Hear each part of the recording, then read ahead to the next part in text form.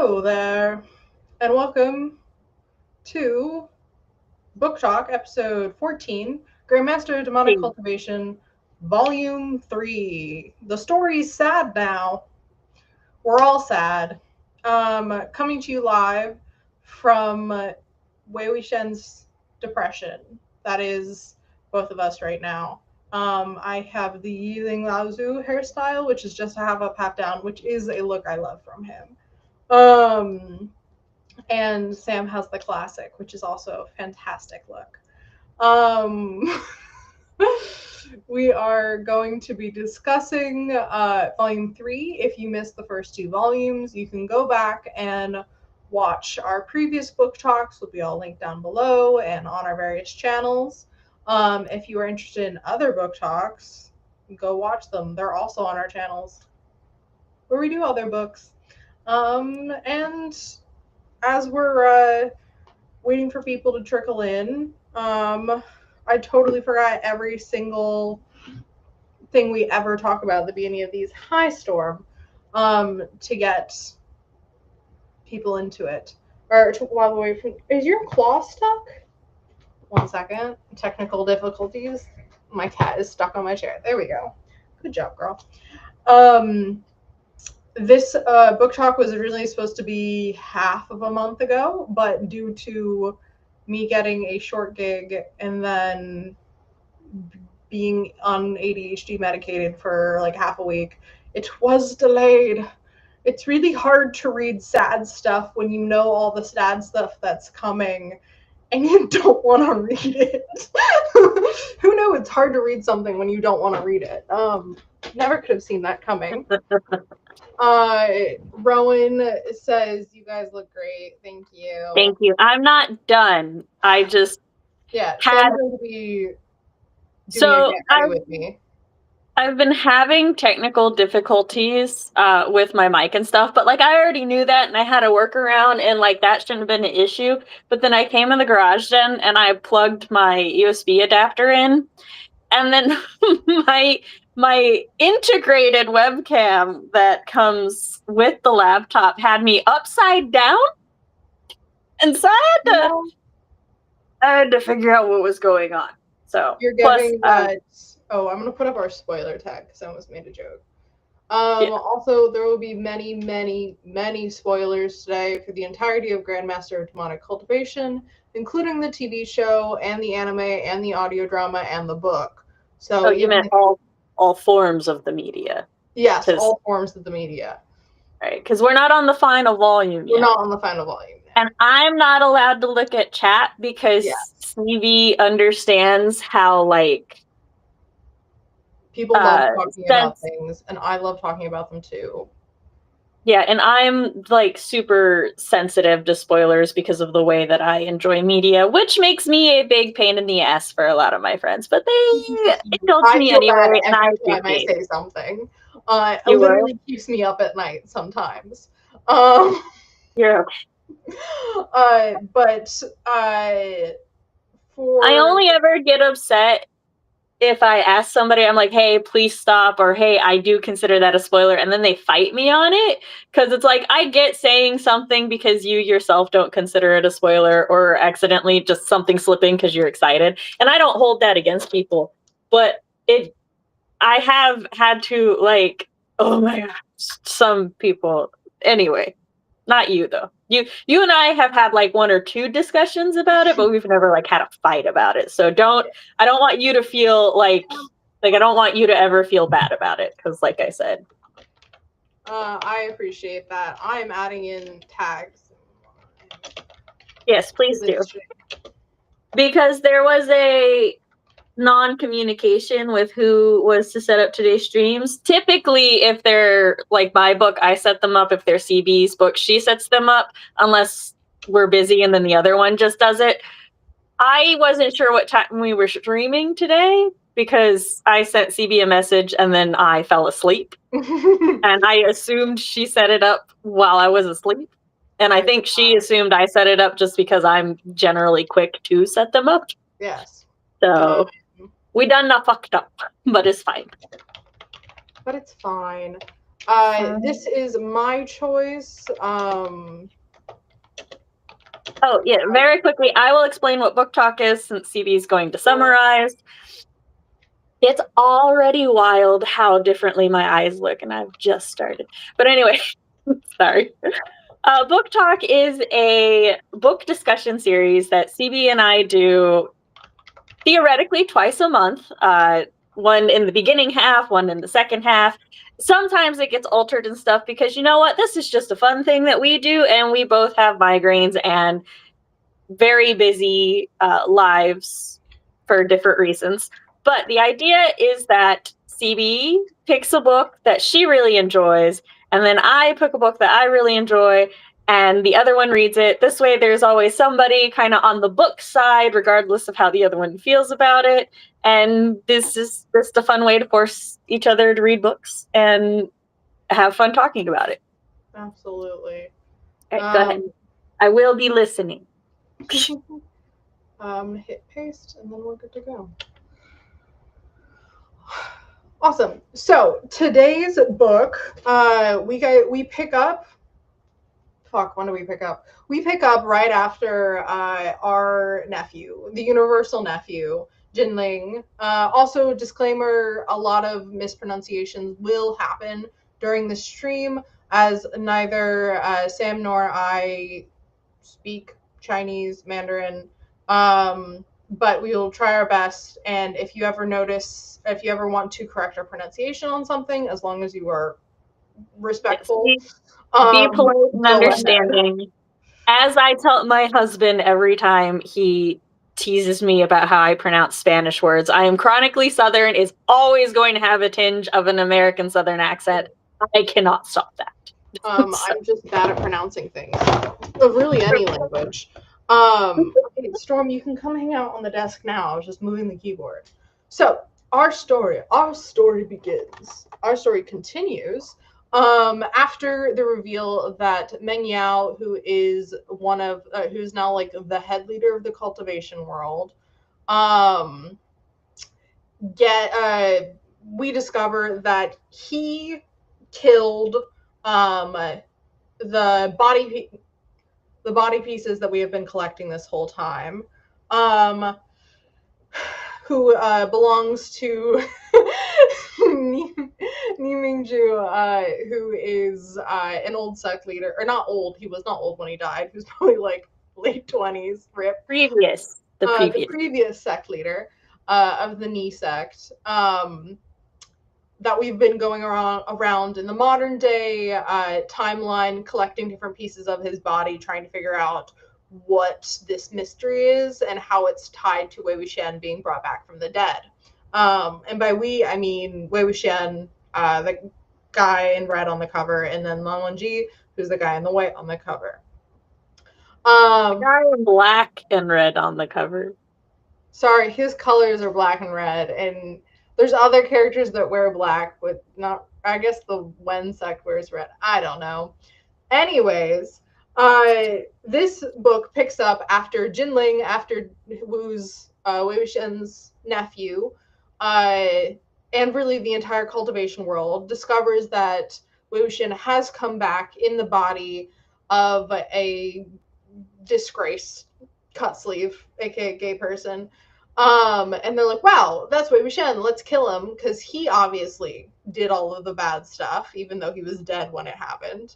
Speaking of cultural slurs for gay men, I've been watching this British crime show, and every time they say they need a cigarette or they need to go smoke, they're using the old British term for it, which is also a gay slur. And it's just so funny, and it's because they'll be like, hey, you got a fag?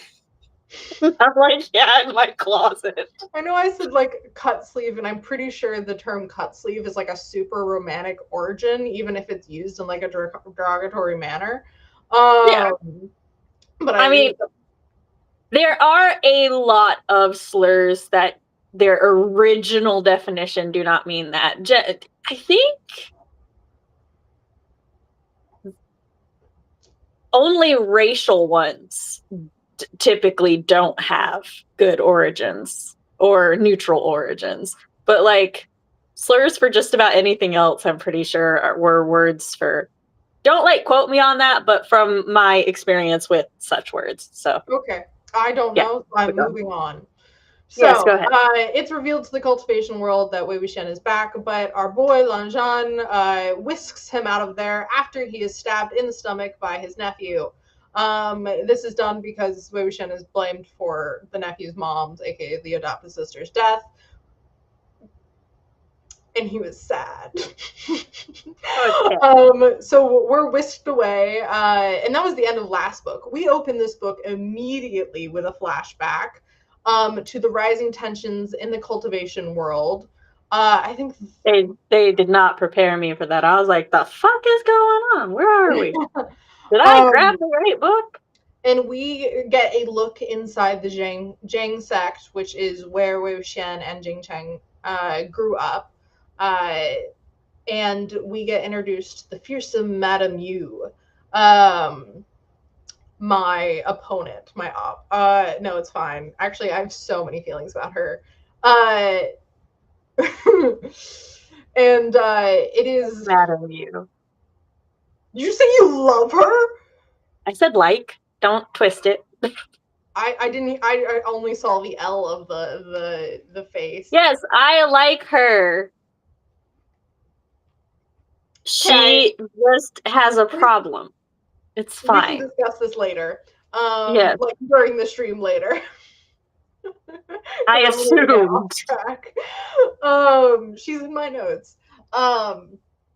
And with the Wen sect, which is like the most powerful cultivation clan, has sent out a thing to gather all of the young masters to the indoctrination camp, I think is what it's called,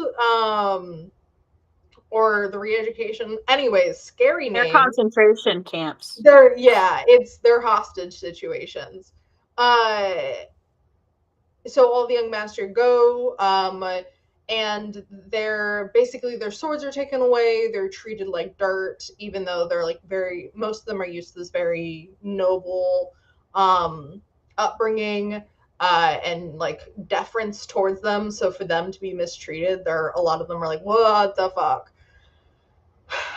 During this, they're sent on night hunts to basically whittle down different creatures so that Wen Chao can deal the final blow and get all the glory. Wen Chao is the second young master of the Wen clan, and his power basically comes from his daddy's name and the fact that Wen Zuli, who's also known as the core melting hand, is with him. We'll get to that next. Badass motherfucker, by the way.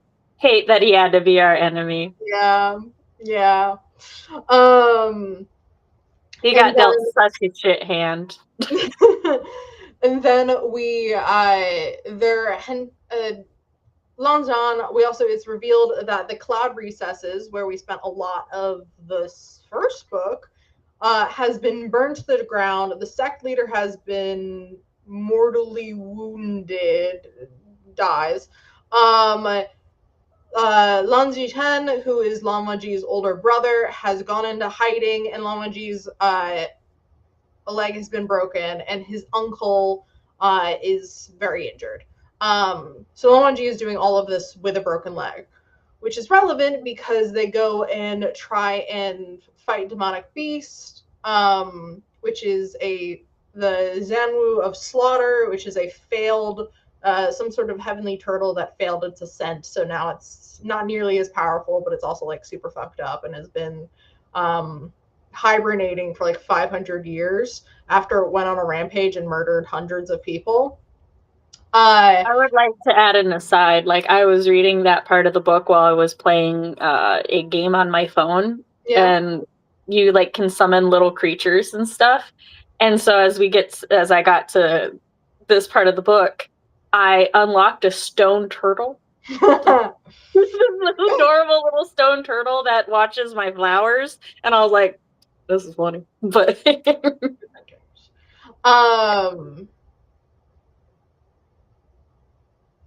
yeah, Leanne, I think the father's severely injured and also the uncle, but the uncle not as much. else, what the fuck would the uncle be doing? I think he's at least a little injured. And then when Chow, basically they realize what kind of situation they're in. When Chow escapes, blocks the exit, and then through a feat of heroism from Jing Chen, everyone manages to escape out through the waterway in this cave. But before Wei Wuxian, who was luring the creature out of the way so the passage was unblocked, before he could go into, the creature moved back, and it was only because of Lamaji saving. They kind of save each other a bunch of times, but Lamaji and Wei Wuxian end up stuck in this cave. Days pass. Lamaji is like super testy because his entire life just fell apart. And eventually they're like, we need to kill this so we can escape. They do, but during that, Wei Wuxian ends up inside the tortoise's shell and comes into contact with a bunch of resentful energy there. And in fact, touches a sword that seems to have collected a lot of this resentful energy over the long period of time, and the hundreds of deaths that were due to this creature. After 6 hours of continual fighting, I think it's 6, it might be more than that, they do kill this mythical being, but during the fight, they think some sort of the wall was damaged and the passageway was completely filled. And so they resign themselves to death, kind of. But they comfort each other in each other's presence despite this antagonistic relationship that they've had on and off. For it had been 2 years at this point since they first met. They're 17. And then we get a song that Lamanji hums for Wei Wuxian. That brings us. Does that bring us back to the present day? For like half a second. Yeah, we get back to the present day for like half a second. Wei Wuxian's being treated for his. I don't even know if we get back to the present day. No, we don't. Or maybe we did. Whatever. Anyways, because I was like, oh, now we're in the present day, and then it continued, and then the next thing happens in the past, and I'm like, wait, what? So Wei Wuxian and Lan Zhan are rescued, but Lan Zhan dips before Wei Wuxian even wakes up, which always hurts me. Which like makes sense, but I'm like, no, no, cement your bonding. Like, I cannot get away from this motherfucker fast enough. I can't get away from my emotions fast enough. More like, and same thing. Wei Wuxian wakes up in Lotus Pier, which is where the Xiang sect is, and things get kind of like, it's an uneasy quiet within this brewing war and everything, and then it's no longer quiet because Wen Chao's mistress rolls up and she demands that Wei Wuxian get punished, which Madame Yu does. Give him a bunch of lashes from her magical whip, and then what is preparing to cut his hand off, and it's only when the mistress says that they'll be turning Lotus Pier into part of the Wen sect and it'll be like a office. Madame Yu's like, bitch, no. Hold on. I don't actually know if she was preparing to cut the arm off. I know she was considering it, but I don't know if she was actually going to do it. Okay. Yeah. Because of how long she lingered. I think she was going to do it, but I think Wei Wuxian was also like, oh, okay, yeah, do it to like save us. Yeah, so, which, like I said, I want to talk about her later because I actually do like her. Okay. I have mixed feelings about her. I think she's really cool, and I also hate her. But we'll get to that later. So she's like, bitch, no. A fight breaks out. It ends up, the one sect is waiting to ambush. Madame Yu sends away Wei Wuxian and Jing Cheng, wrapping Zidane, her magical Zidian, around them both and sends them on a boat away, and basically like, I can't protect everyone, but I can protect my son.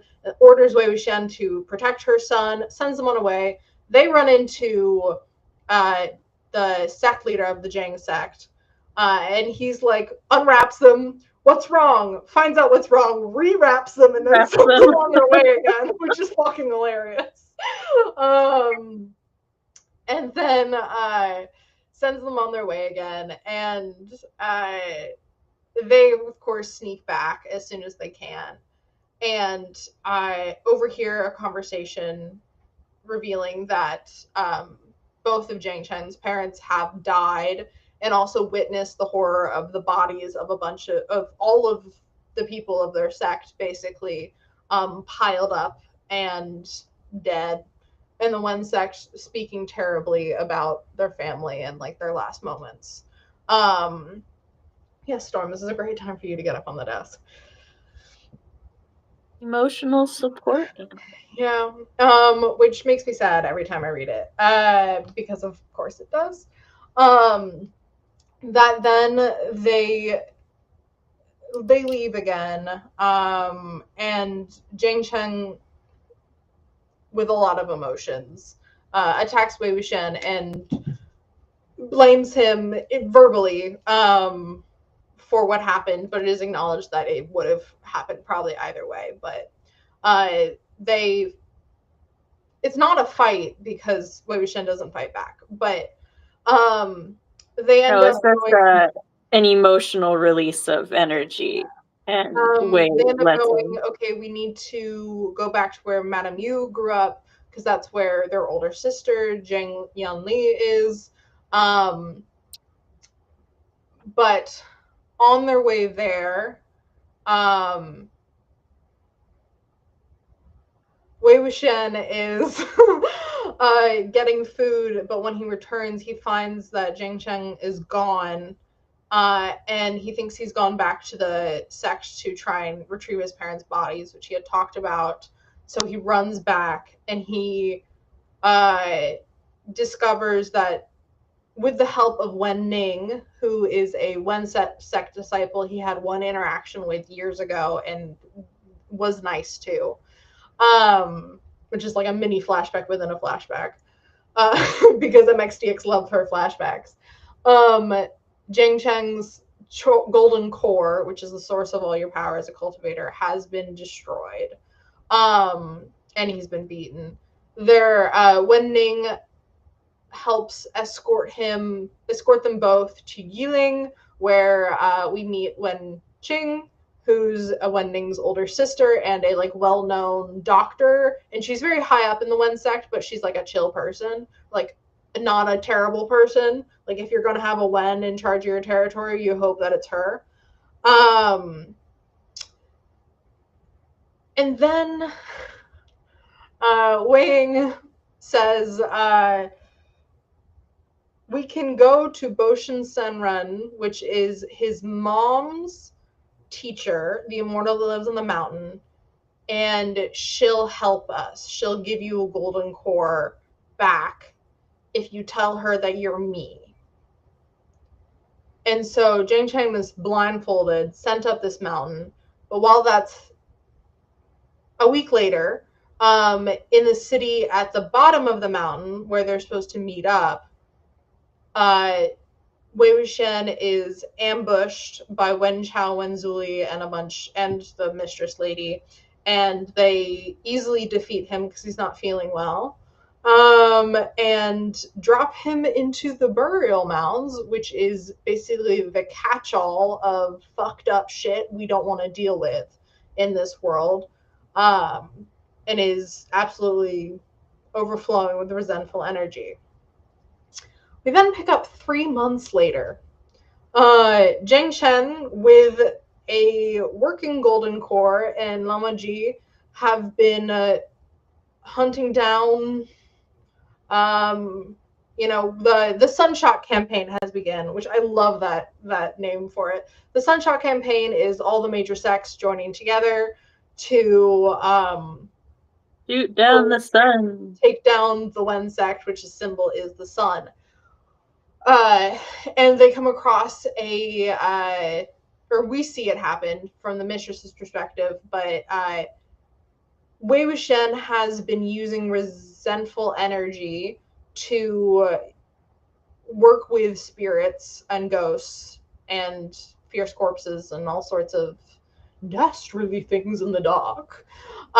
Very Halloween. Except more horror than spooky, scary skeletons. To absolutely fucking destroy, maul Wen sect people.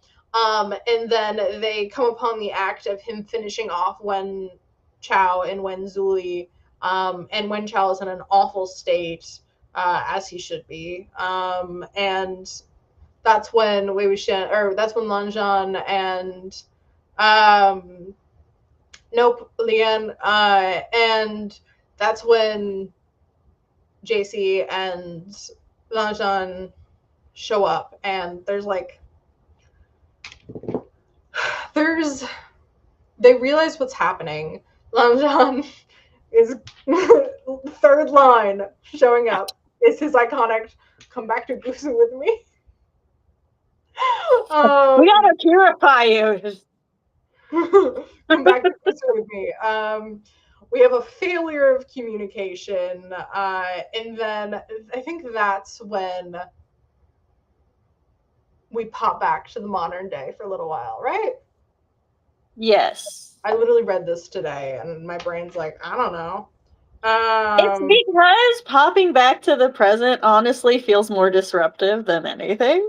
It's like the past flows so well, and then we're back to the present randomly, and for no perceived reason. Like, all of the present could have waited. What is supposedly the A plot. 3 poisons. The present is the B plot in this book. Ill wind. Okay, so I'm literally pulling up my copy of it. I figured that's what you were doing. I finished. You look great. Thank you. Okay, yeah. So then we do pop back to the present. We are in the cloud recesses. Oh yeah. I'm making a note. Where basically Wei Wuxian and Lanzhan have been hiding out while Wei Wuxian has been injured because the entire cultivation world is looking for them. We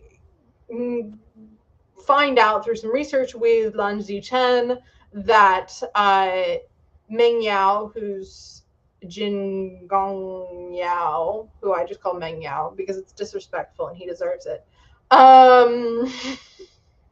It's not actually disrespectful. Well, it wouldn't be, but he perceives it as disrespectful, so I'm gonna be a disrespectful bitch. They find out that he has very cleverly used a hostile form of musical cultivation to blend in with a cleansing cultivation technique that's supposed to calm the mind, and that's how he, over the course of months, murdered Ni Mingju, my king that I wish got more page time.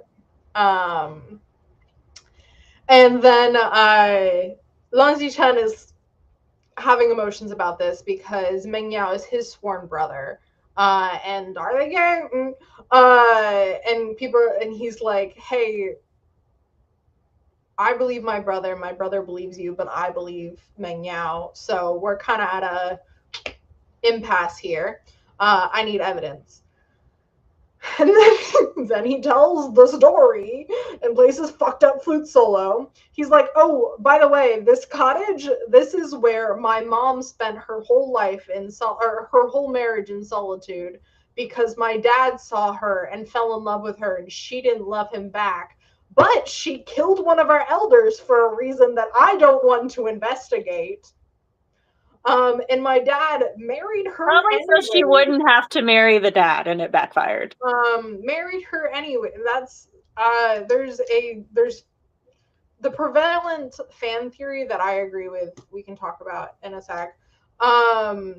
But so my dad married her to keep her from being punished, but then locked her up in here for the rest of her life, and then he entered his own angsty zone. I mean, self seclusion for our whole lives, and was also absent. But also they had 2 babies at some point. Sure, that was like he kept himself away from her. Not very away if they had 2 kids. It is if it's the heir and the spare kind of sect leader duties. So, which I'm sure she was super, super into doing that with a man she didn't. Anyways, but she loved her kids, and then she died when Lanjan was 6, and he was sad about it and didn't understand the concept of death. And then maybe wildly the dad was good at sex, so maybe she didn't actually mind that part. Maybe. Then Lanji-ten plays a flute solo, and it's sad. And then he's like, I shouldn't have told you that, and then fucks off. Look, I love him, but he's also he's a little bit of a ninny, but it's fine. He's like, are you getting my parallels? I'm making parallels. Flute solo. And then okay. Are you understanding what's going on? Then Meng Yao shows up at the cloud recesses and is like, hey, we're looking for your brother and Wei Wuxian. Come with me. We're going to go talk about it. Also, I'm dropping this hint here for people to know about. Anyways, this is a thing that would be investigated.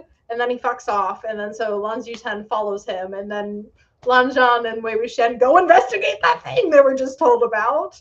And they go to the burial mounds where it used to be Wei Wuxian's haunt.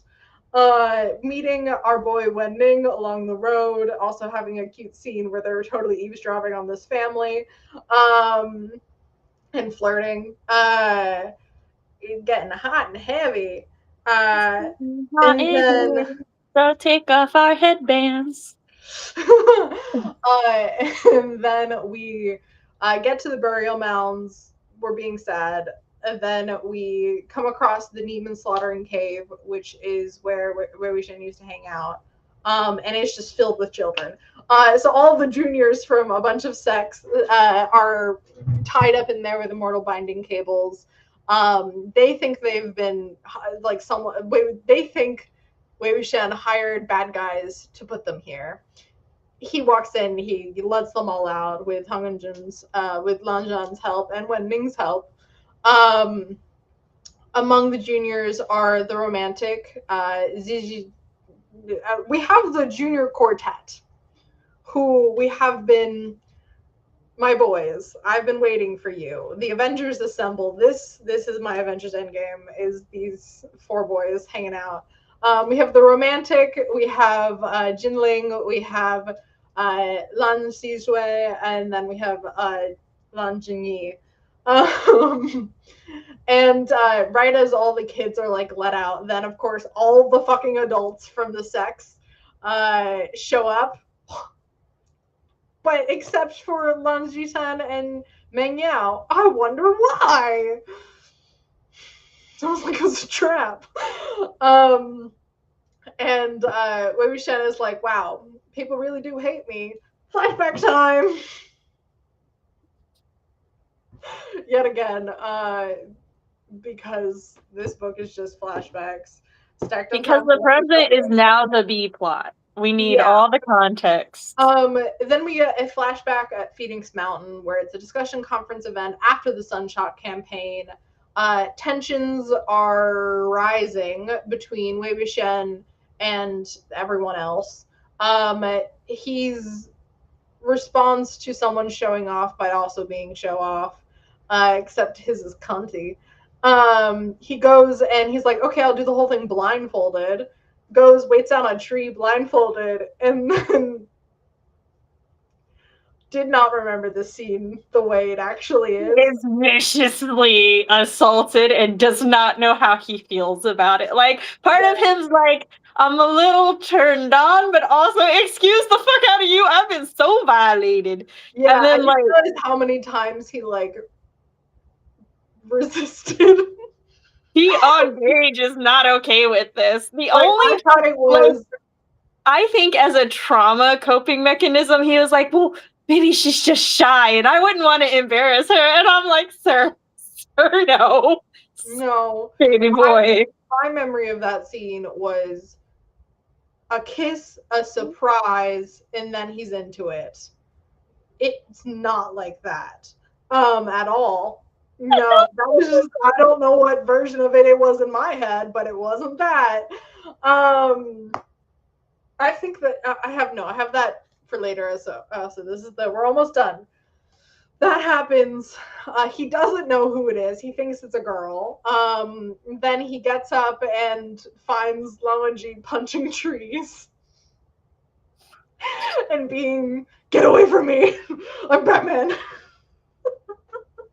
And then the two of them come across Jing Yunli and the Peacock, who was her prior fiance, which Wei Shen in the past punched, and the engagement ended. It was arranged marriage, and the Peacock is trying, but he's trying so hard. so poorly, and like in an awful way. But he's adorable.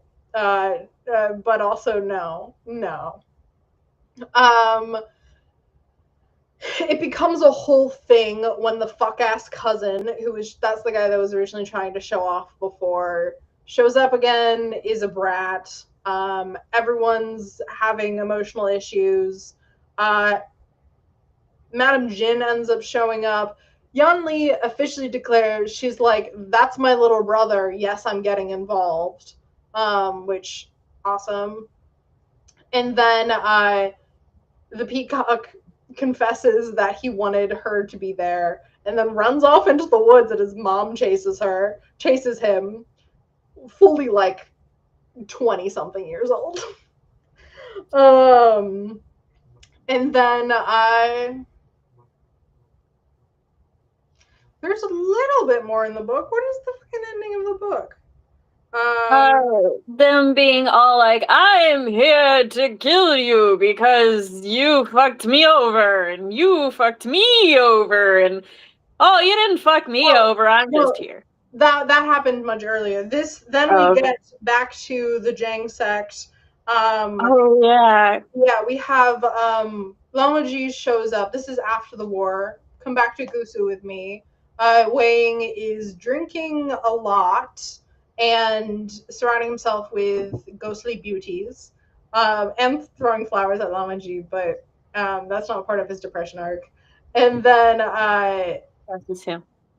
Yeah, Langshan was like, come back to Gusu with me. Wang is like, ugh, fuck off.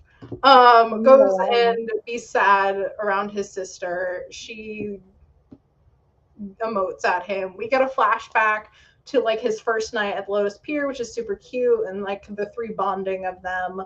And then he's like, oh, I'm gonna go back and look at that tree, and then he comes across a mysterious woman in rags, and that's the end of the book. So, what did you think? Yeah, well, after I figured out which scene was past and which was present, because like, let me tell y'all, every time I planned to listen or read this. Oh, you disappeared. Your voice of God is gone. Voice of God is gone.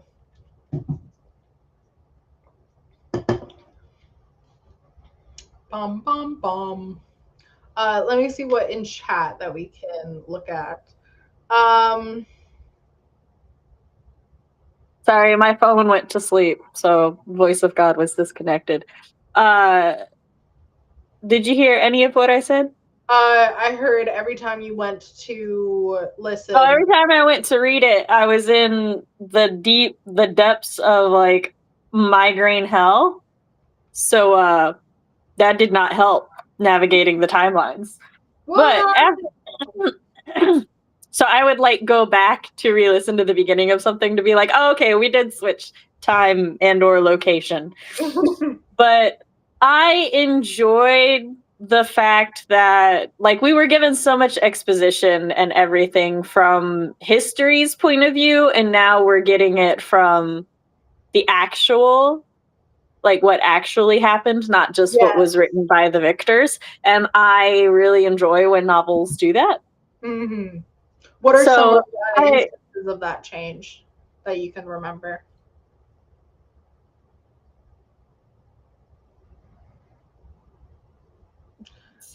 We don't need anything in specific. It's just like the way people described Wei Wuxian and what he did and stuff, and a lot of times like he's just playing it up, or he's just letting people believe what happened.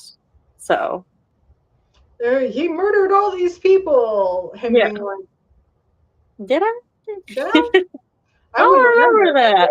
I mean, look, I murdered a lot of people. I don't remember those ones though. When I read this for the first time, I wasn't used to any unreliable narrators or like the different names and shit. It took me so long to realize that people having the same family name was a thing, and that they were all different people. I knew they were different people, but like to get them sorted in my head, it was really hard.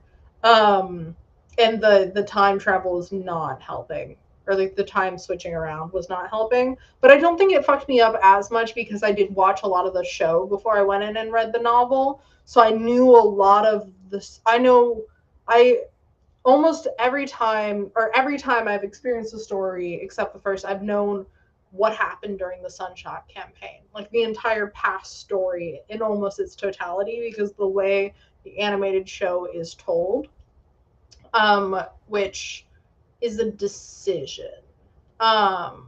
Beautiful show though. I love the animation style. So yeah, confusion over the time. What else? One of the differences is Wang Ying's characterization, which you already kind of knew from the present timeline that Wang Ying had to have been grossly mischaracterized, but then like you go back in the past and you're like, this poor little boy, my baby boy, this poor cinnamon roll. He's just honestly the best. He's so sweet. And yeah, knowing like we're experiencing him as a fierce corpse. And even as a fierce corpse. Yeah. Questionable on the fierceness. And the moment of them getting to the burial mounds and him putting his hand in the earth and going Gigi, and I'm like, ah. It's fine. But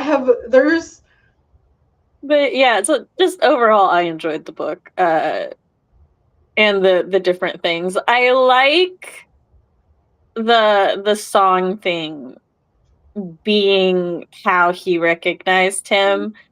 I do think it is a little dirty that they kind of stopped bringing it up. The book that they dropped the juiciest crumbs. So it's like, oh, this is the book you could have figured it out in.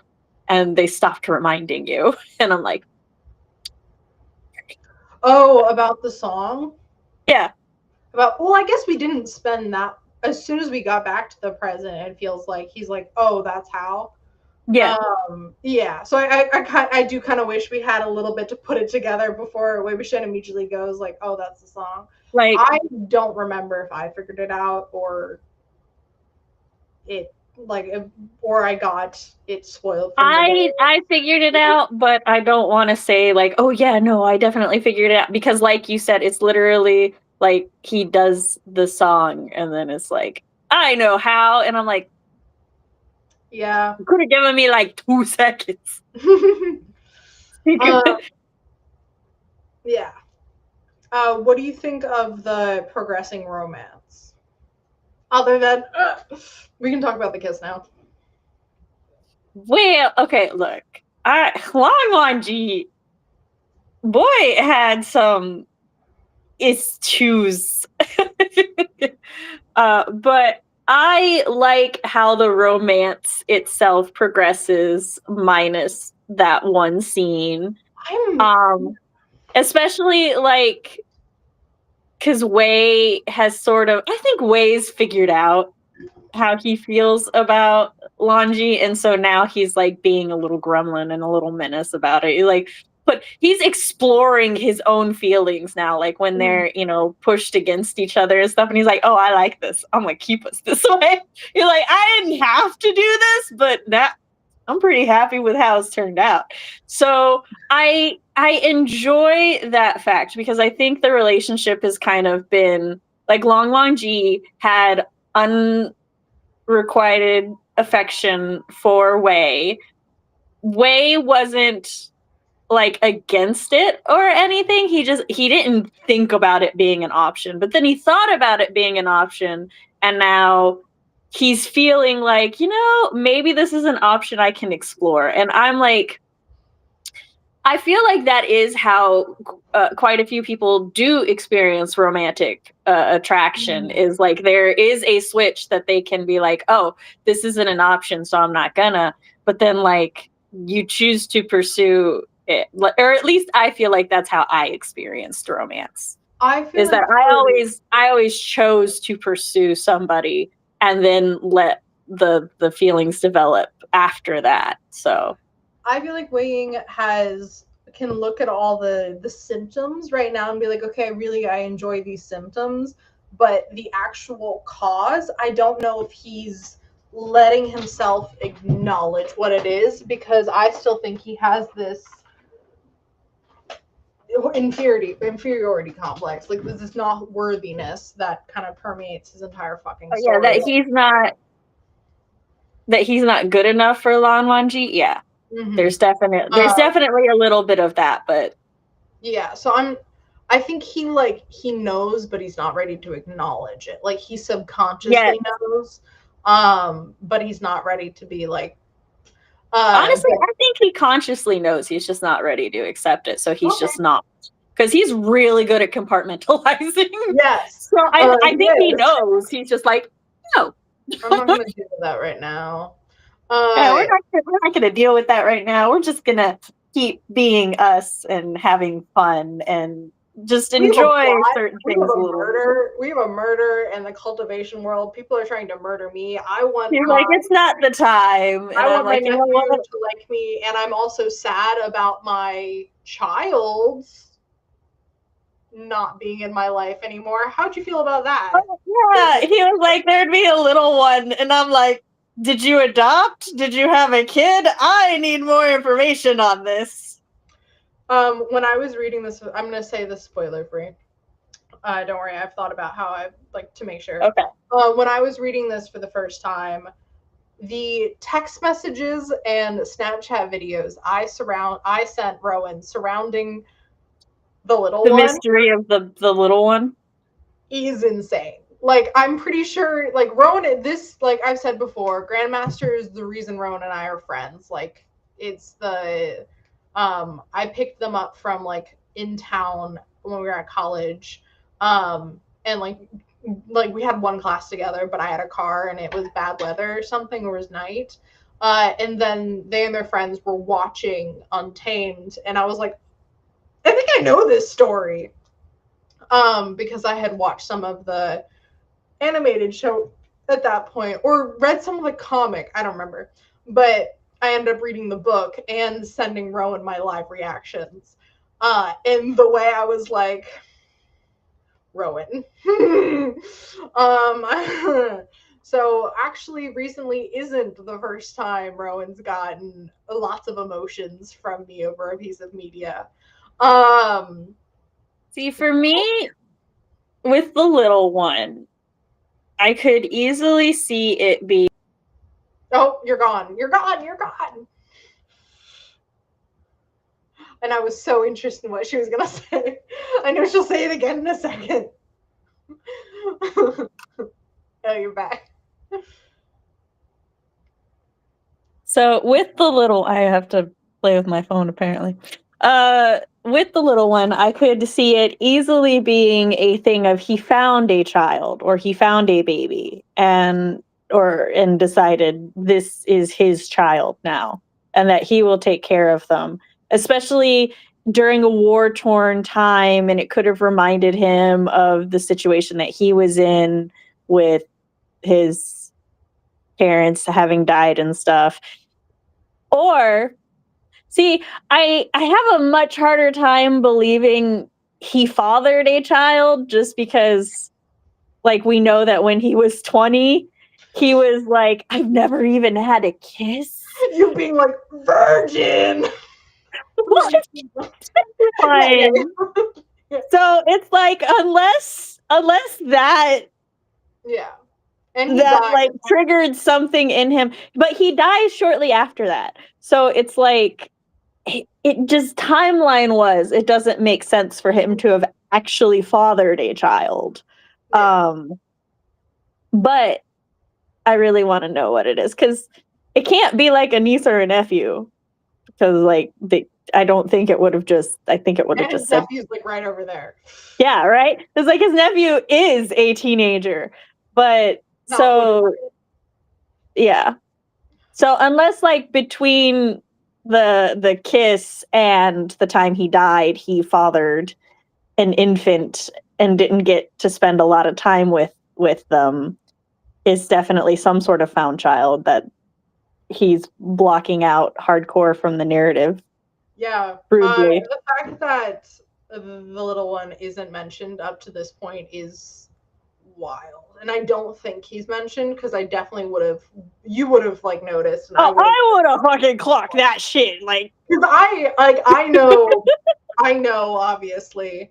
And I've been, yeah, every stream. I'm like, I cannot wait until we get to this. Great dad though, which is the sad part. Like he would have been an amazing parent in my opinion. So and I didn't realize we don't get to it until the last book of the main book because I think book 5 is extras. Yeah, I think so too. And so I'm like, okay, I know all that's going to happen in the next book. I know for this book, I was like, oh, I don't remember like what happens like now and what happens later. Now I'm like, well, we've only got one book left. we only got one left. Next time, Grandmaster Demonic Cultivation Z. CB loses her fucking mind. Oh, cool. Well, as far as Madame Yu goes, yeah, the reason I like her is because there's only really one thing wrong about her, and that's that she takes things out on Wei Wuxian. At which, like, for the circumstances that they have, like she's in this political marriage. She has done her duty in giving the heirs, and then her husband shows obvious favoritism to the child of a woman that he liked a lot more than his wife, regardless of whether it was romantic or not. So that puts her in like ethically, socio-politically, and just like he's humiliating her, he's shaming her every time he treats Wei Wuxian better than he treats I think Zhang James Chang. Feynman is worse than Madame Yu because he's a fucking coward. But I don't like her either. Yes. They're both bad, like bad parents. Don't let them near children. But no, I think she did a pretty good job with her biological kids. I don't think so. She tears down her daughter at every chance. Does she? Yes. I get like well then yes, she's a terrible mother. She's also the one that pits everything every time Wei Wuxian does anything. And this comes from the way that the sect leader, the dad, favors Wei Wuxian, but every time Wei Wuxian does anything, she goes to Jiang Cheng and goes, why couldn't you be doing that? Look at him. He's the son of the servant. You're son of the sect leader. You should be better. And like I think she's not solely responsible, but she definitely stoked the flames of the Yes. complex. I think I definitely missed her tearing her daughter apart, which could be the migraines, and I could have got her and somebody else mixed up then. I do think she cared for Wei Wuxian on a level, which is why I don't believe that she would have actually cut off his hand. Okay. And I think that's also because she could have taken Wei Wuxian with her and like tried to bargain, like, oh, we'll just kill him and then like spare me and my husband. But she sent him off with her son. And I don't think that was solely in a, oh, you have to protect my son. I think, like, I don't think she loved him like her own, but I do think she had a fondness for him. I think at that point it was past the point of she was so slighted by their presumption, and she is smart, like she is aware that, oh fuck, they didn't even tell us they're making this a office, like there's no way I can talk myself out of this or really fight out of this. And I know that Wei Wuxian will give his life for my son, and all I care about is my son getting out of here. I do think she cared about her kids. She just about. Yeah, well, she's definitely. I feel like she's a complex mother figure because I do feel like she loved her children. She just, because of the world they lived in, she, in her own way, she was trying to do what was best for them. It just was not. Yeah, she wasn't doing it correctly. Yeah, I think she's really cool, and I hate her. No, but fine. I hate the dad more, and I don't think he's cool. I think he's a weak piece of shit. I've got nothing positive to say about the dad. Literally nothing. Like nothing. But with Madame Yu, I can at least see the complexity of her character, and much like Maleficent, she is justified by the societal conventions of their time. But yeah, Leanne said Madame Yu gives Caitlin Stark energy. Yeah. Well, no. I don't think Caitlin Stark. I would actually argue, what is her name? Cersei. I would argue she's more like Cersei. I would do more Caitlin Stark. Just the whole, like, you're a result of my husband's infidelity to me, but I'm being asked to raise you. Oh, like that? Okay. Except it's not confirmed infidelity. It's not infidelity in either of them, but it's unconfirmed versus a lie. She's really just mad about the fact people won't shut up about it. She's like, ugh. She's like, I know you didn't, but you're also not doing anything to shut people up, and that's a problem for me. Saying no, you didn't. No, I didn't. Like, you're letting people think this, which is disrespectful to supposedly the person who was your best friend, aka Wei Ying's father. Disrespectful to everyone. Yeah. And I love that Wei is also offended by this. Yeah. Madame Yu is a big reason for the insecurities Zhang Cheng has with being constantly compared to,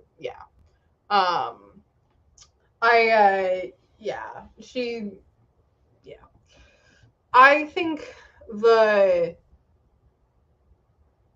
role of women in this story is interesting. Yanli, I know Wei Wuxian loves her a lot, and I'm glad. I had forgotten that she does have moments of her character growth, like standing up to everyone, and saying like, no, this is my little brother and everything, because so often, at least in fandom, for this fandom, she gets reduced to kind of just this one-dimensional mother figure, caregiver role, and less about an actual human. And I'm glad when rereading canon that depth is there. Yeah. So that's my. But especially during the Phoenix Mountain confrontation, I was worried about her being just like, oh no, like, the guys don't fight. And then the fact that she isn't like that in that scene, I was like, oh, good, okay, yeah. No, she's like, y'all can fuck off. Like the fact that she got the whole thing, the flashback within a flashback of the story about the food and the war and everything, and she just starts crying. Where I'm like, honestly, yeah, she's probably really fucking worked up because her whole family is dead and she's just trying to help and just trying to do this nice thing for a guy she likes. And then he's like, you'll never understand hardship when her whole family just fucking died. I'm done with you, sir. Yeah, she's crying at that. Yeah. But I do think that Wei Wuxian, yeah, it's established that she's dead. Dead wifeifies her a bit. I do think she's awesome and everything, but he comes to her aid too much, or almost like the way JC and Wei Wuxian deal with Yanli, it feels almost like they don't believe in her ability to protect herself, and I think that is partly because Madame Yu tears at her in front of them for not being cultivation strong and being able to protect herself. Like, she isn't physically strong. Well, she's physically stronger than you or I or any mortal, but her cultivation base is not great. And I they're think like that with everyone who has weak cultivation. That's part of the biggest reason that people tear Xiang Chen down, because they're like, Wei Wuxian can't cultivate for shit and he's still kicking your ass. What's up, bro? So yeah. who are you referring to? Like, that's part of the comparisons between the two. He can't cultivate for shit. What do you mean? Wei Wuxian can't cultivate normally. That's why he takes the demonic path. Oh, people don't really compare them as much until later. I thought you were talking about when they were growing up. That comparison. Or are you talking about post? I thought, because like it back in volume 1 when they went to Gusu, Mm-hmm. I thought they were compared back then, and Wei Wuxian could not, like, No. he Okay. couldn't cultivate. So Wei Wuxian is one of the best spiritual cultivators of their generation. He's born with a innate talent, and he's really, really, really fucking good at spiritual cultivation. Zhang Cheng is compared to him because he's not inherently a prodigy, but he works really hard. Yeah. So he's still really fucking good, but he'll never be Wei Wuxian. Yeah. And so Wei Wuxian didn't touch resentful energy and demonic cultivation until the burial mounds. He thought about it at the cloud recesses and was immediately shot down. And then in the Zenwu slaughter, he interacted with resentful energy, but didn't use resentful energy. And then after the He was a little resentful at being sent to the and then when he's dropped into the burial mounds, as of this point, we do not know what happened, but afterwards he comes out using resentment. No, we know what happened. He found a cave with a book that had forbidden techniques. That was a joke, right? That didn't happen. I don't know. I honestly, like, I don't think that's what happened. But not be surprised if that is what happened. Yeah. So, the golden core removal, the core crushing hand, Wenzuli, is a scary ass villain to have in this kind of world. Yes. What were your thoughts about JC's loss of the core and everything? is fixed too quickly to be truly meaningful. Like the fact, so here's the thing. The idea that like his parents lost their core and then went from being these super powerful people to being like really slaughtered very quickly. That is horrifying. Yeah. And that's like emotionally devastating. And then sort of like JC then losing it, like, yeah, you've got a little bit of time where it's like, oh no, that's terrible. But like we're in a flashback and in the present we know that he has powers, so it's like it's gonna be fixed. Yeah, we have a little bit of him. I think it was an interesting decision to have him pretend to be Wei Wuxian to get it fixed. Oh, because of the yeah. But also I'm pretty sure it happened off page, right? Yeah, so we drop him off at the mountain, and then we pick up with Wei Wuxian not feeling well later, and then he's ambushed. Yes. Yeah. So yeah, it was just sort of like, oh, this is a terrible thing that happened. Oh, to get it fixed. Shoo-shoo. He's suicidal. Okay, let's move on from that. Exactly. So I didn't have a lot of deep feelings on it, really. Yeah. What'd you think of the let's see, the Zanwu slaughter, that hole in the cave and everything, with the two of them trapped in there for the first time, them being like alone with each other's presence outside of sex. I feel like that's when Lan Wangji's feelings cemented, and that's why he uses his fucking mind later. The fact that I didn't like it because, as you know, I'm here for romance, and that is the most romance I got in this book. Yeah. The fact that Wei Wuxian is like, oh, I need to give him a fright. Let me start tearing at his clothes and then tearing at my own clothing is fucking wild. Every interaction with the ribbon now, knowing that only your spouses and family members can touch it, now knowing that is just so funny, especially because we get that info right before that scene, or like in the previous book, near the end of the previous book, and we just see like, oh, I'm gonna grab that, let me just touch it, let me just, and everyone else knows this, and it's so funny for me that Wei Wuxian no one will tell him either. Like he doesn't. Like, no, it's fine. There have been opportunities. I think someone, correct me if I'm wrong, I think someone even tried to tell him, and he's like, no, it's fine. Started explaining it, and then Lan Zhan was like, no, it's fine. Like, literally. Bro, don't, no, it's fine. I'm like, boy, wanted him to keep doing it.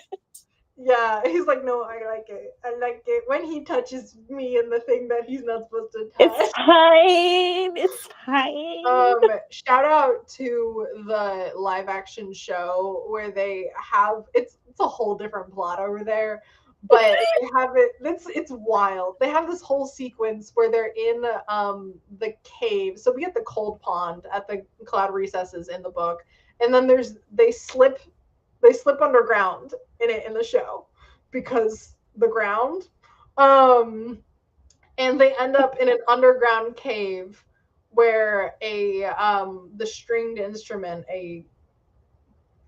nope, can't pronounce it, is there.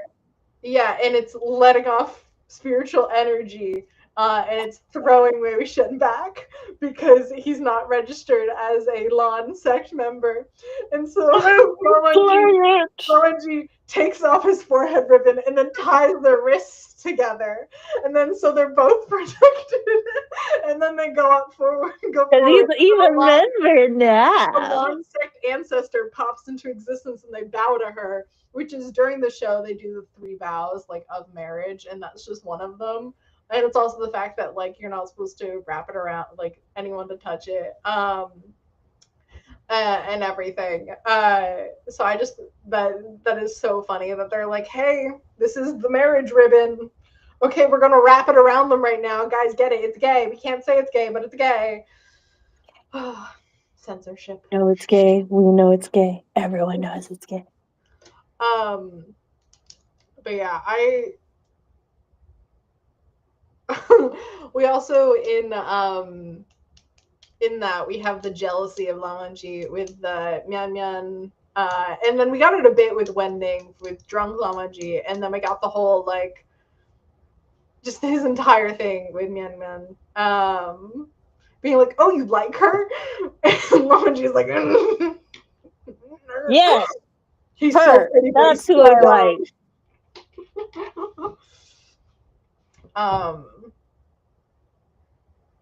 Wei Ying continues to be a absolutely amazing good person. With him like taking the brand for her.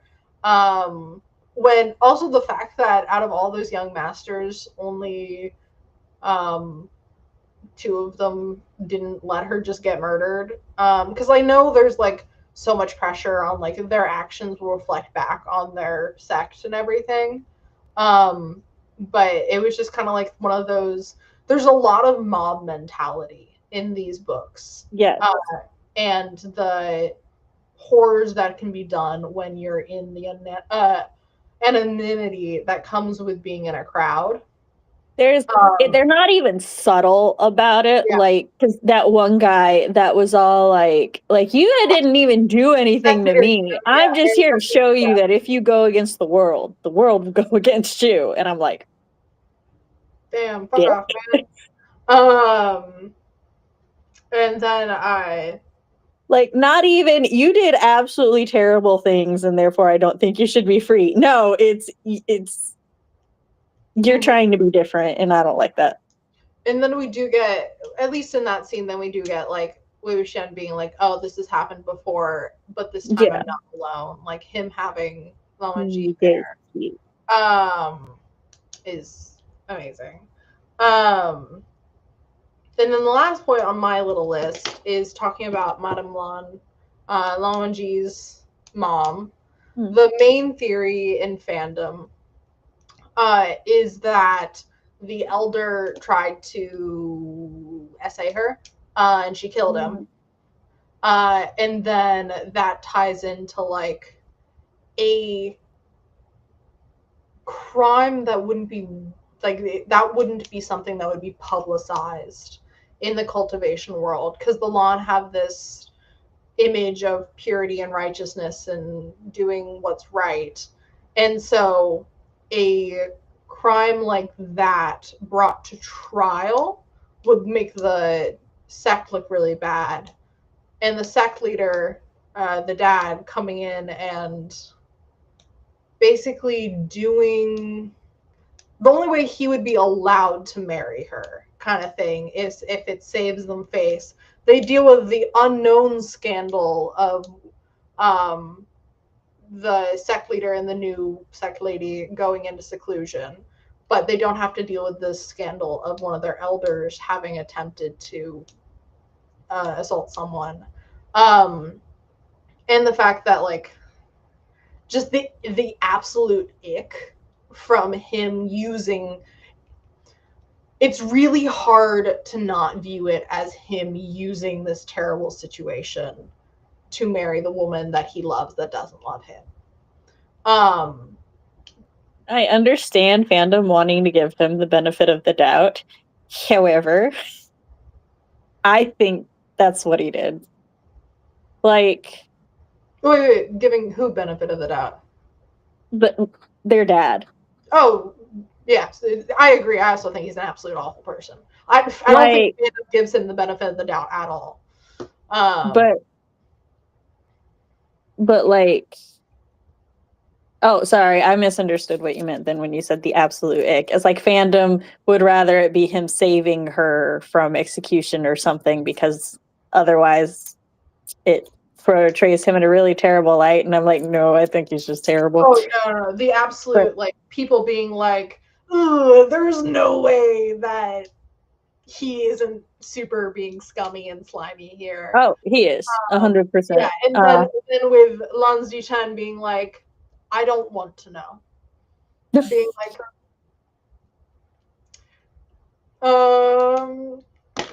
I think she just assassinated the elder because it was like a war-ish time. It was turmoil.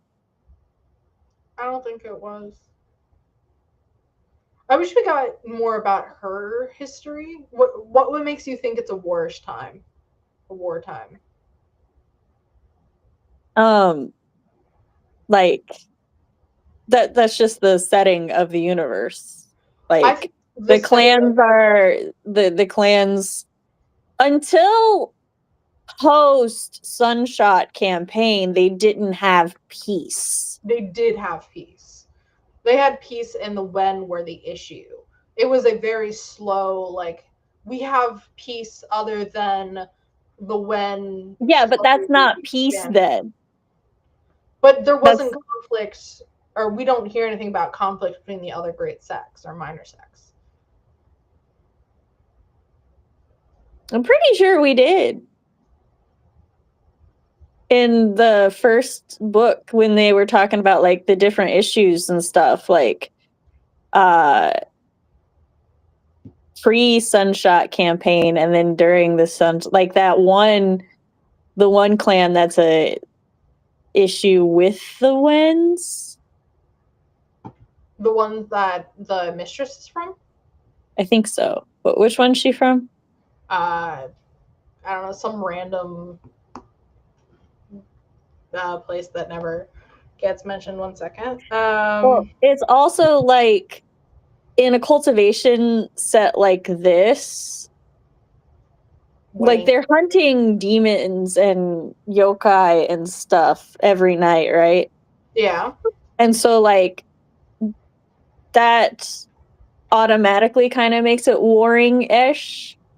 I'm not using the right word, I think, but it's a tumultuous time, right? Because they have to like protect people from supernatural things. Mm-hmm. And also there are certain like politics and stuff going on. And that's why the clans intermarry to try to keep peace or to broker peace and stuff. And so like the impression I got was that there was like minor strife and stuff in between the clans and whatnot. And then the Sunshot campaign happened. Well, no, and then the Wen clan essentially became tyrants and sort of took over. And then the Sunshot campaign happened to stop them. And then ever since then, there has been nothing but peace between the clans. But there was not peace between the clans before that, because that's what like makes now notable. Yeah, I think that there wasn't a united, like the facade of being united and the intercommunication of nowadays. But though like Cloud Recesses still did the studying Cloud Recess has been a thing like for years. Discussion conferences have been a thing.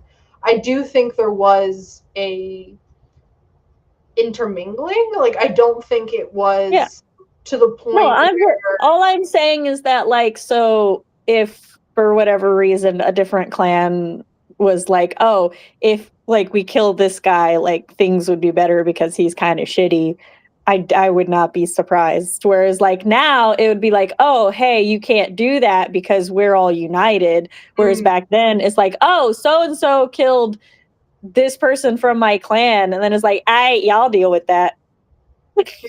So yeah, I do understand where that theory comes from. I'd never thought about it as like what the tensions like 15 years before our first story in the book, like even the flashbacks begin. Or I guess it would be more like 20 years beforehand because ZG10 is older. I just didn't see anything. And in a book series like this, I don't think they would have shied away from mentioning or implying that she was defending herself against something like that. Yeah, I think it's very, very left up with, it would be something, I think it's purposely not said because it's something that ZG10 doesn't want to know. or Zichen doesn't want to know. And then with the... Yeah, but I still feel the narrative would tell us, even if he doesn't want to know. It might be told later, I don't remember. That's fair. But definitely, I do think it is something that would make the Lon sect look bad. Oh, it is 100% would make the Long sect look bad if that were the case. I mean, the Long sect already kind of looks bad with locking her away and whatnot. No, I think the reason that she killed him is something that would make the Lon sect look bad. Yes, I agree. Okay. I'm just saying that, like, they already look bad because of that. And so if that were the reason, then yes, they would look even worse. Just that. Yeah, the looking bad to us versus looking bad to the cultivation world, I was confused for a second. I'm like, the cultivation world don't know she was locked away. They think she was just, like, sick or some shit. A recluse? Yeah, like, literally they talk about, like, Wei Wuxian is like, they thought she was defigured or something. Which, the casual being like, oh yeah, if she has a disability, we would just lock her away and no one would see her. I think if it was something terrible and she wasn't just assassinating an elder because that was a mission, I think Wei Wuxian would have had in the narrative something like, in order for that to have been justification, she must have killed the elder and they were for something terrible and they were covering up so that the Long clan could save face.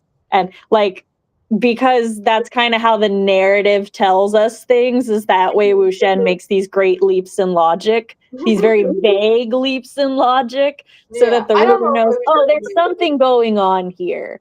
Yeah. So that's part of why, like, I'm very hesitant to think anything like that without it being implied or hinted at on page. Yeah, I don't think it's canon, but I do like the fan theory. I think the fan theory could be canon compliant, but I don't, like, I'm not being like, oh, that is canon. Canon that I don't like. I dislike this fucking novel. I will say I dislike the fan theory because I dislike the idea that a woman would be punished for defending herself in such a situation. And that's part of why I reject it. Okay, yeah, I also don't want her to be punished, but I'm like, yeah, I can see one of these, like, stuffy, fucked up sects doing that, even the Lon sect. There's already so much shitty things going on here. I don't think we don't need to add more. Let's see. Let me check to see if there's anything in chat that we can talk about that I've missed while we're doing the oh, what do you think of Ni Hoseng, the fan guy, the head shaker? Oh, the head shaker? He's still sus. I mean, he wasn't really in this book, so my opinion has not changed from volume 2. Motherfucker still sus, still mildly convinced he's the true mastermind. Don't ask me why.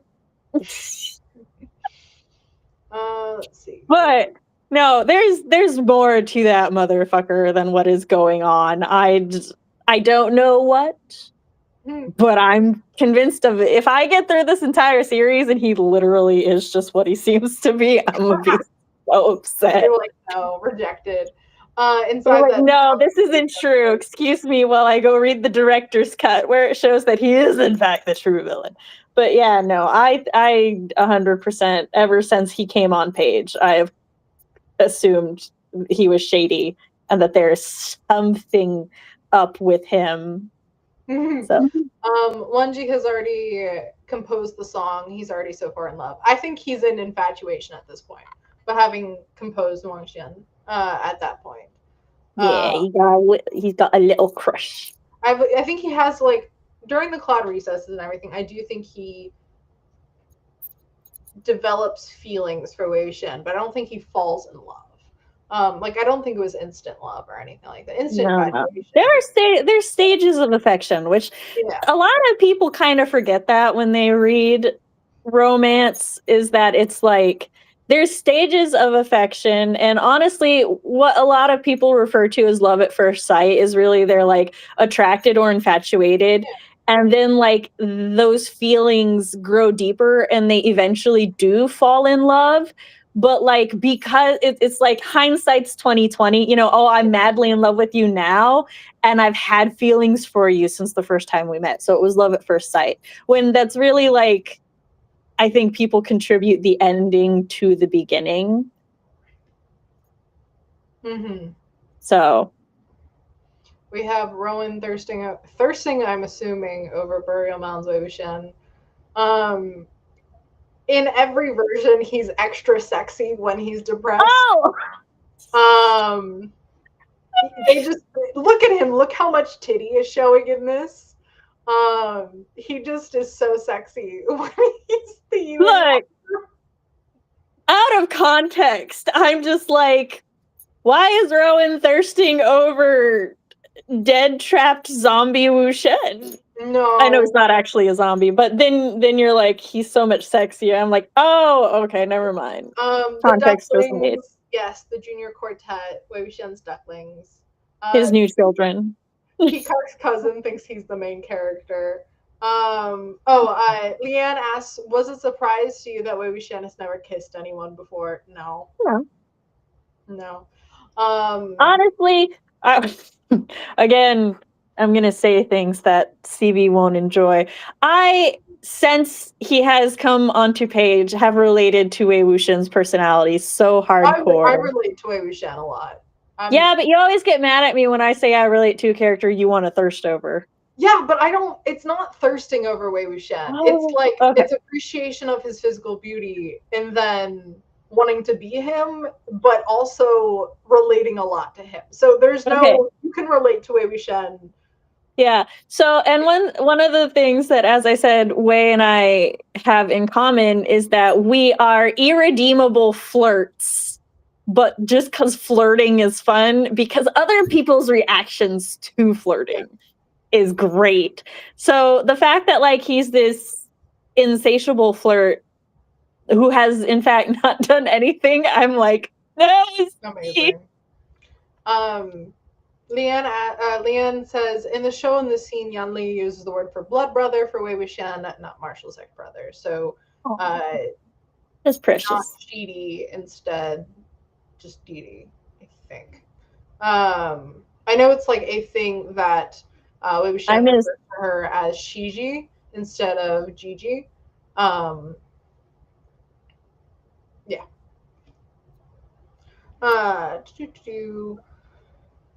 Leanne asked, who do you think the woman at the end is? Do you have any theories? Okay, so timeline-wise, we are in the past. Yes. Post-Sunshot campaign.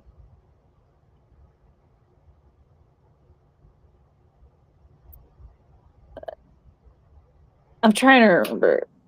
Because I had two guesses. One, part of me says Madame Yu, but I don't actually think that that's Madame Yu.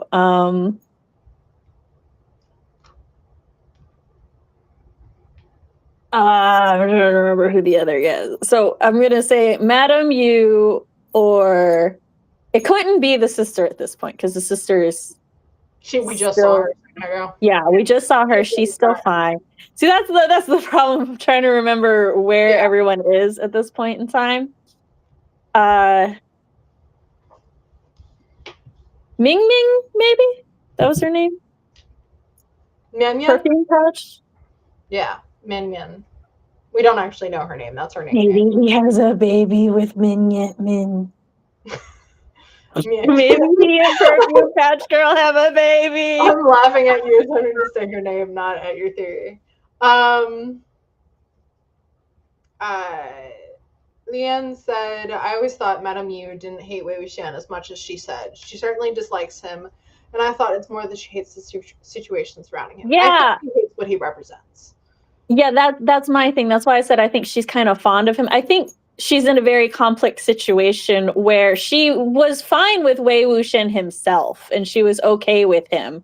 But the more the situation and the more the thing is, she feels she can't be okay with him because of everything he represents and all of the things. Like, I think if people would stop saying that he's her husband's bastard, Yeah. like, it would be a lot better. And if he stopped showing up her son, which I will say, part of the reason I'm a little more lenient on her for the tearing down thing is because I know that, like, that is a very big cultural difference between Chinese parents and American parents, because, like, here that's perceived as absolutely terrible and everything, but it is a form of a love language in a lot of Asian cultures. The idea is that, like, essentially words of affirmation and being soft will weaken your children. And so you have to build them up to be stronger and tougher. And that is how you take care of them and show that you love them. So, whereas, yes, it's still not good parenting. I feel like culturally, I don't want to be too hard on it, since this does come from a Chinese woman in China. So. I still don't like her. You don't have to like her. I'm just explaining where I am coming from. Or I feel heavily judged by you specifically. I'm not clicking on that. Commenter she didn't click on. You two should feel heavy. No, I'm kidding. I'm just messing with her. Leanne. No, I like the discussion, Leanne. I just not clicking on it. No, she's protecting me. She's being my helicopter daughter. All right, this is a big one. I think what made Wanji infatuated when he first met Wei Wuxian is, 1, Wuxian matched him in skill, 2, wasn't intimidated by him, and 3, he's so far outside Wanji's norm that he grabbed his attention. I agree. I think those are point. What? Those are the reasons that my husband liked me. Fuck off.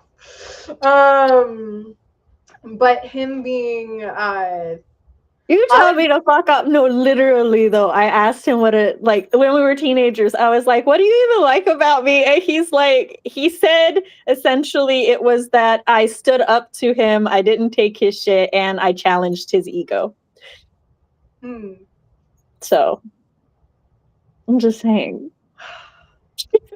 Anyways, I feel so slighted by this fucking book that we didn't get to see in the book their first meeting.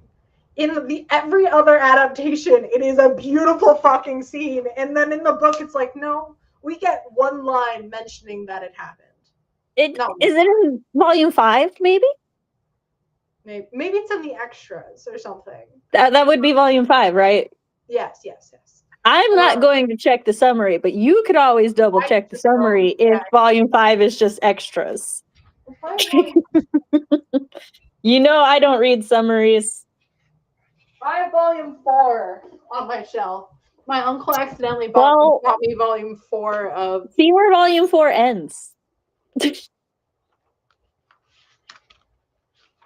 Don't look at my face as I do this.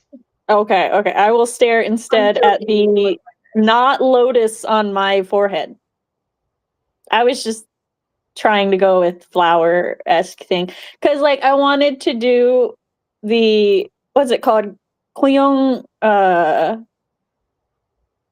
style, like, inspired by it, but I have forgotten if, like, the specific flowers on the forehead had any meaning, and I didn't want to accidentally use a flower that, like, I shouldn't. So I was just like, just the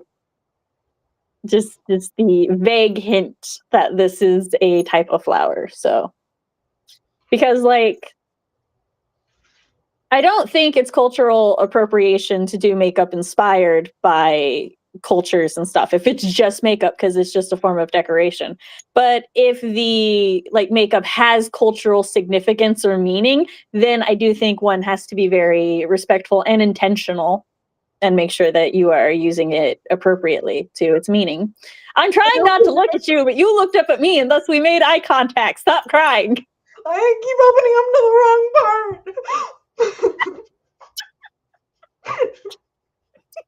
She doesn't want me to look at her, but then she makes eye contact with me. So, but I was just like, when getting decorated for this stream, I was like, I feel like Wei Wuxian would have pretty makeup. So he would. Yeah, well, I will say at first I debated doing the terrible makeup he describes in the first and second book, but I don't have any white foundation. Okay, I think this. What else? What I see. Oh, it has the conclusion and the extras. Yeah, I was reading the last page, and I'm like, is this where it ends? Also, I don't know if I've ever read the ending of this book. I was talking to Rowan about it later. Hold on. So volume 5 has the end and the extras, which means we're not actually finishing up next time. So you lied to me. To double check that. Okay. Do I need to do this right now? You have the EPUB for volume 5. Oh, right. I could just I'm doing this on my computer.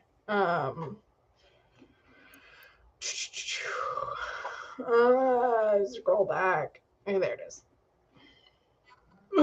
It's so bright. Storm wants to be fed so bad, and it's really funny. Blinded by the light. Totally fully has 3 more chapters. Okay. Oh my god, yeah, fully needs still the climax of the novel. I was like, oh, let me click on one of the chapters to see if it's just like, resolution. I'm like, so you'll still have to hold back next time. Yeah, but I don't think I think I'll just be holding. Yeah, but I think most of the stuff I know, because again, I don't know if I ever read the ending. I know the ending. Does mean though, theoretically, this year we will finish off Grandmaster. Yes, I was. Because it should be December. I thought you meant by the end of a year from now, and I'm like, this year we're still in 2025, bitch. December, instead of doing volume 5, she picks a queer romance or a queer holiday book. No. The fact that, oh my god, the bunny scene. That's so cute. As they were leaving the cloud recesses and all the fucking bunnies are like begging for Momonji's attention is so adorable. Love a man with animals. Wei Wuxian, he's just like, damn, they all love you so much. You must have spoiled the shit out of them. And it's like, yeah, it's like, well, if you stop threatening to eat them, they may love you too. Also, he would love anything you give him. Sorry, I just realized what I said. Like the other ways that could be applied, but I can't fucking say. I'm going to go back and watch our streams, and compile a list of everything that I was like, oh, I wish I could say something, but I'm not. And then we're gonna play the clip, and then I'm gonna respond to it, and that's gonna be the whole. So it's gonna be a special bonus part of volume 5. So you have 2 months to get those clips. Oops. But that requires me listening to myself speaking, and I do in fact hate that. It sounds like a you problem. Rowan, I have a job for you. You could bribe Rowan somehow. Rowan, I'll write Weak Hero fanfiction for you. See? Can you hear her screaming? Do you have any other things you would like to say? I was literally about to ask you. Your Honor, I love them. They need more Secret Identity fanfiction. Yeah, that's about it. Oh, also, I can't get over the fact that Phoenix Mountain was like that. I just read our titles. And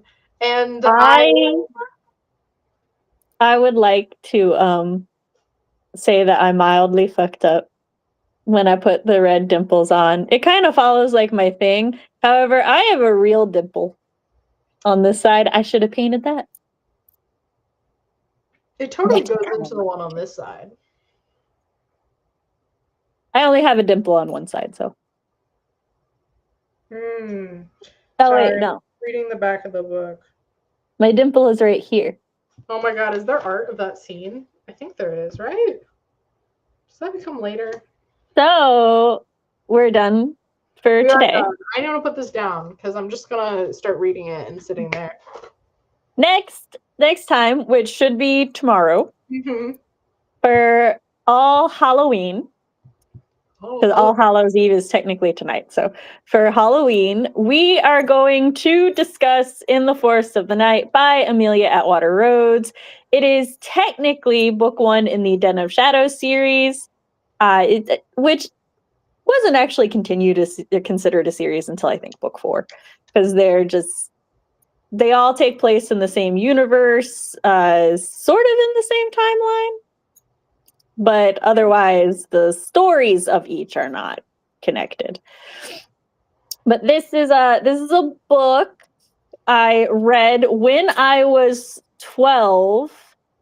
In the back of the book, in the about the author, it said she wrote this book when she was 12 and it was published when she was 13. And so 12-year-old Sam said, I did. I took that personally. I said, I can do this. And that's how I started on my journey to become a novelist. So this also, if you read this book, a lot about how I handle vampire fiction can be gleaned from this novel specifically. I think it's funny that you're like, this is what inspired me to become a novelist. And I'm like, this is what inspired Rowan and I to have friends. Or be friends! Previously, before Grandmaster, neither of them wanted friends. They were like, fuck friends. Then they were like, you know what? Instead of being Long Lunchy, let's be Wei Wuxian. But Leanne said they like bonus stream. To be clear, I said a bonus section of the stream. So I interpret it as bonus video where I actually record and edit a video. Oh, that is up to you. Yeah, like you could record and edit the video and then we could play it on stream. But then I'd still have to witness myself. I'm joking. I love that. At least you'd get to witness me talking about you. Yeah. And your reactions to things. But yes, so we will we do apologize for the very short notice. It's just as CB said, she had a job and then migraines for both of us, and then her ADHD medication. This poor girl has been suffering. I haven't gotten anything done in like a week, and it's kind of killing me. Yeah. But this is a very short book. I think it's less than 200 pages. Okay, awesome. Like, hold on. This is... Oh my god, it's marked as, for context, on my e-reader, Grandmaster, the volume we just read, was 9,400 something little pages according to the e-reader. This one's 271. Yeah, see, what I was about to say is, see this book, this is Hawk Song. I'm pretty sure Hawk Song is longer.